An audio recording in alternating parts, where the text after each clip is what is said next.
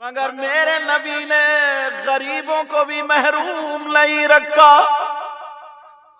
तुम्हें अल्लाह ने वो दौलत अता फरमाई, तुम्हारा 1 रुपया नहीं लगेगा, 1 पैसा नहीं लगेगा, और हज का सवाब पा जाओगे, वो भी हज मकबूल। गारंटी, उस हज मकबूल का सवाब पा जाओगे। कैसे पाओगे? सुनो, किसी मौलाना की बात नहीं है, बल्कि मेरे नबी फरमाते, तुम्हारे नबी फरमाते, आका मुहम्मदुर रसूलुल्लाह फरमाते, अगर किसी के माँ बाप हो, माँ बाप की खिदमत किया करो। शाम को उनका बिस्तर हो जाए, सो जाए, लेट जाए, जब सुबह को तुम्हारी आँख खुले, फजर की अज़ान हो, मोज़िन पुकारे अल्लाहु अकबर,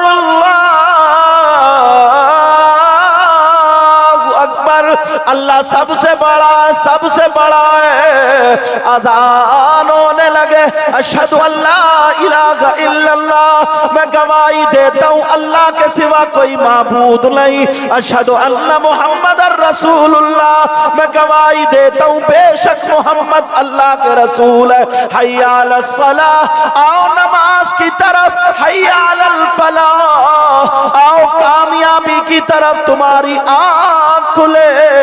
अज़ान सुन लो, पीछे पीछे जवाब दे लो, उसके बाद दुआ पढ़ लो। अब जा करके माँ बाप की मुस्कुरा करके ज़ियारत कर लो, दीदार कर लो।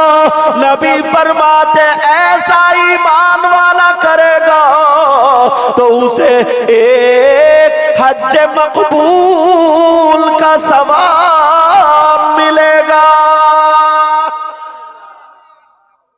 अब गिरेबान में झांको, करते हो क्या? सुबह उठते ही बीवी को देखेगा, उठ नहीं रही है क्या, चाय नहीं बना रही है क्या, अम्मा कहाँ पड़ी है कोई पता नहीं, अब्बा कहाँ पड़। और बाज एक काम की बात बता दूं, बाज दिल्ली जाते हैं कमाने के लिए, और बंबई जाते हैं, बेंगलोर जाते हैं, मद्रास जाते हैं, जिनकी शादी हो वहां से बीबी पे वीडियो कॉल करते रहते हैं। बीबी भी घंटों बात कर, अम्मा बेचारी पीछे पीछे घूम रही है, तरस रही है, तड़प रही है, काश मेरा बेटा। उसको माँ को ऐसा लगता है ना जैसे मेरी गोद का बच्चा छिन चुका है। काश अगर वहीं पे ना कहते कि मैं तुमसे अभी बात करूंगा, पहले मेरी माँ से बात करा दो। अब वो बीवी कहती, लो अम्मी आपसे बात करना चाह रहे हैं।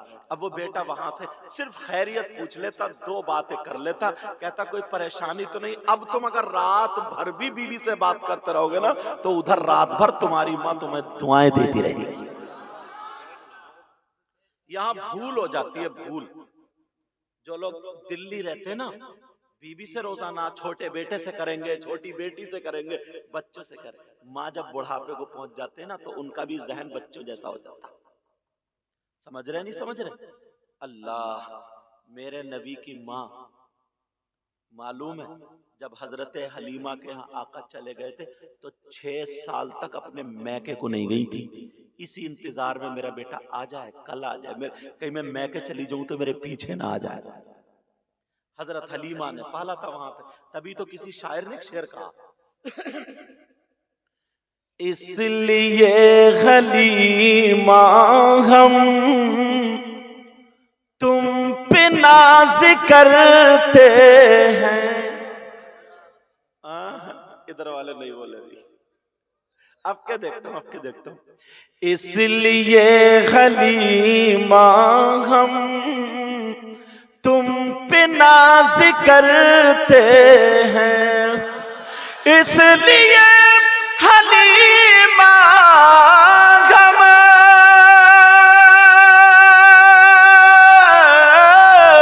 तुम पे नाज करते हैं। क्यों? तुमने दोनों आलम के बादशाह को पाला है, तुमने दोनों आलम के बादशाह को पाला। अल्लाह, मेरी आप लोगों में से ना जिन जिनसे भी मुलाकात हुई माशाल्लाह इतना प्यारा अखलाक, इतना अच्छा। और मैं मुफ्ती राशिद साहब के यहाँ पे ठहरा हुआ हूँ, उनके वालिद साहब मास्टर साहब हजरत खान, आपका भी था इंतजाम वहां पर, मगर आप लेट हो गए या पता नहीं, आपने वहीं आ रहा, वो मुझे लगता है 10 बजे तक सोए नहीं थे।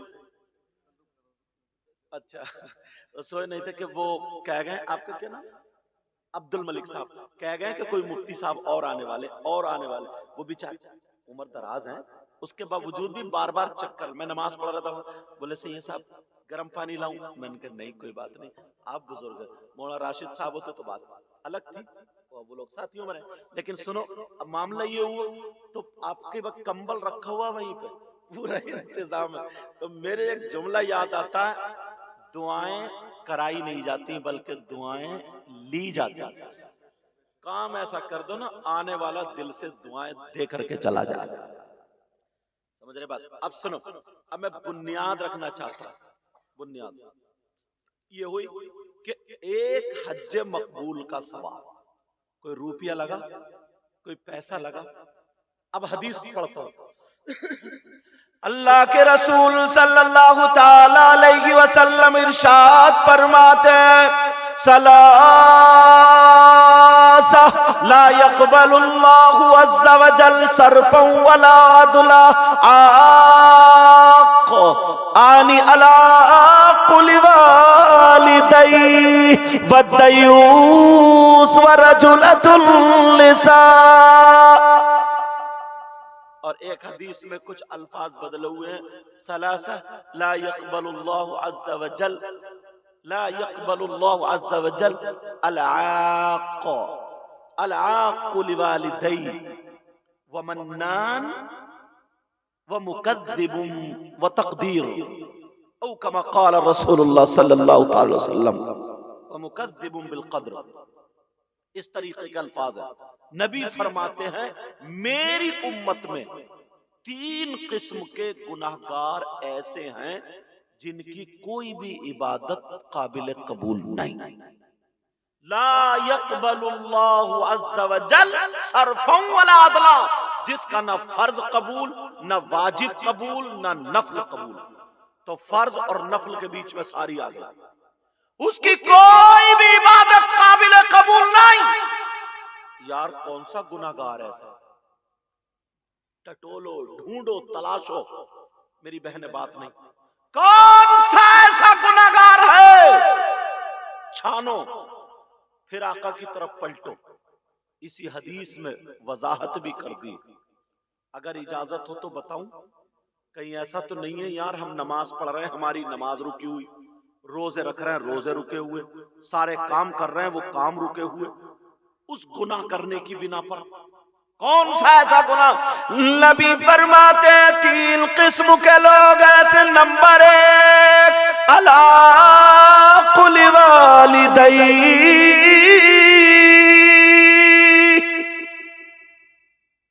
वो है जो माँ बाप का नाफरमान है, जो माँ बाप को सताता है, जो माँ बाप को तकलीफ देता है, जो माँ बाप को नाराज कर देता है।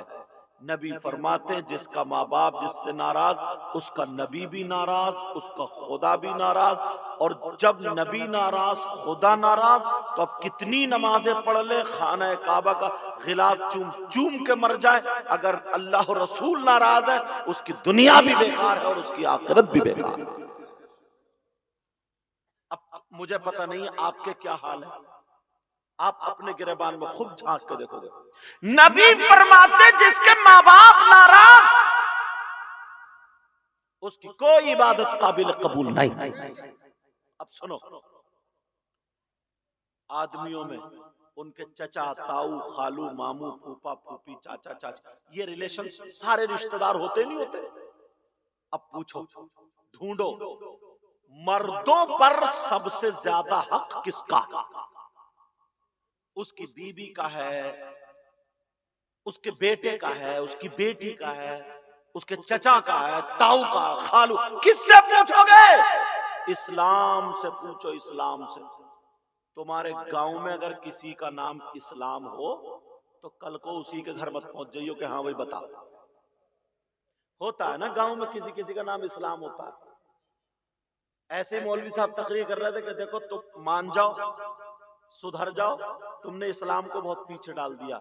इत्तेफाक तो पीछे बैठे थे, वो उठ के आगे आ गया। फिर थोड़ी देर तकरीर करते करते बोले देखो अभी भी टाइम है, तौबा कर लो, सुधर जाओ, अभी भी तुमने इस्लाम को पीछे कर दिया। वो उठ के यहाँ आ गए। फिर तकरीर करते करते बोले देखो मान जाओ, इस्लाम को बहुत पीछे कर दिया है, ऐसा मत करो। वो इस्लाम खड़े हो गए, बोले हुजूर स्टेज पे आ जाओ। बोले क्या मतलब?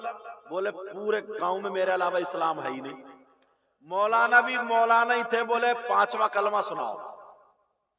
अब इस्लाम खुजा रहे हैं सर को। बोले हजरत बस यही कच्चा है। बोले दुआ कुनूत सुनाओ। बोले हजरत माफ कर दो, नाम मोहम्मद इस्लाम और नमाज ढंग की याद नहीं। लेकिन सुनो, इस्लाम से पूछो, शरीयत मुस्तफा से पूछो, शरीयत मुस्तफा से पूछो, कानून मुस्तफा से पूछो।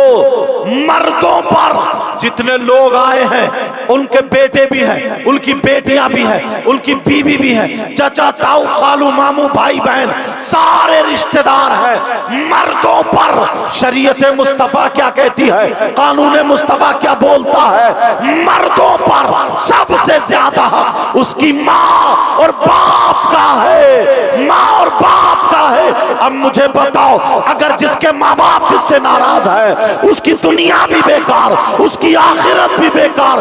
जलसे में आने वालों ये सबक लेकर के जाओ। अगर तुम पीरों के हाथ चूम रहे चूमो, अगर तुम आलिमों के हाथ चूम रहे चूमो, उनसे मोहब्बत कर रहे चूमो, उन्हें नजराने दे रहे दियो, सब कुछ करो, मगर माँ बाप को नाराज मत करना।